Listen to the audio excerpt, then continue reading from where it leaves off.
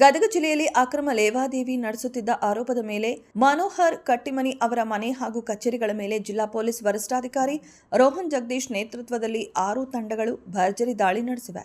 ಕಾರ್ಯಾಚರಣೆಯಲ್ಲಿ ಸುಮಾರು 60 ಲಕ್ಷ ರೂಪಾಯಿ ಮೌಲ್ಯದ 422.4 ಗ್ರಾಂ ಲೆಕ್ಕವಿಲ್ಲದ ಚಿನ್ನಾಭರಣ, ಸುಮಾರು 5.5 ಲಕ್ಷ ರೂಪಾಯಿ ಹಾರ್ಡ್ ಕ್ಯಾಶ್, 150ಕ್ಕೂ ಹೆಚ್ಚು ಸಹಿ ಮಾಡಿದ ಹಾಗೂ ಖಾಲಿ ಚೆಕ್ಗಳು, 4 ಪಾಸ್ಬುಕ್ಗಳು, 11 ಚೆಕ್ ಪುಸ್ತಕಗಳು, 5ಕ್ಕೂ ಹೆಚ್ಚು ಎಟಿಎಂ ಕಾರ್ಡ್ಗಳು ಮತ್ತು 3 ಪ್ಯಾನ್ ಕಾರ್ಡ್ಗಳನ್ನು ವಶಪಡಿಸಿಕೊಳ್ಳಲಾಗಿದೆ. ಇದಲ್ಲದೆ ನಿಯಮ ಬಾಹಿರವಾಗಿ ಸಂಗ್ರಹಿಸಿಟ್ಟಿದ್ದ 10 ಗೋವಾ ಮದ್ಯದ ಬಾಟಲಿಗಳನ್ನು ಪೊಲೀಸರು ಜಪ್ತಿ ಮಾಡಿದ್ದಾರೆ.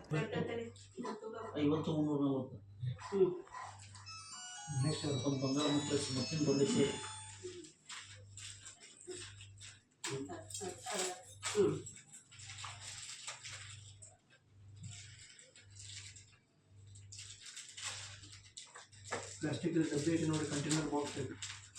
ಈ ನರಕ್ಕೆ ಒಂದೊಂದು ಎರಡು ಫೋಟೋ ಹೊಡ್ಕೊಂಡು ಬೆದರಿಕೆ, ಕ್ರಿಮಿನಲ್ ಬೆದರಿಕೆ ಹಾಗೂ ಮೈಕ್ರೋ ಫೈನಾನ್ಸ್ ಕಾಯ್ದೆ ಸೇರಿದಂತೆ ಭಾರತೀಯ ನ್ಯಾಯ ಸಂಹಿತೆಯ ವಿವಿಧ ಸೆಕ್ಷನ್ಗಳ ಅಡಿಯಲ್ಲಿ ಪ್ರಕರಣ ದಾಖಲಿಸಲಾಗಿದ್ದು, ಬೆಟಗೇರಿ ಪೊಲೀಸ್ ಠಾಣೆಯಲ್ಲಿ ಮುಂದಿನ ತನಿಖೆ ನಡೆಯುತ್ತಿದೆ.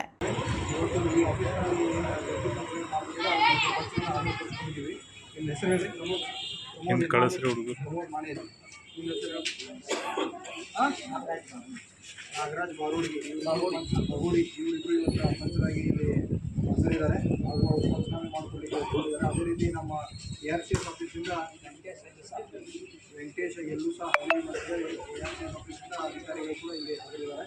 ನಾವು ಹೊರಗಡೆ ಹೋಗಿ DSP ಸಾಹೇಬರ ಸಮ್ಮುಖದಲ್ಲಿ ಏನು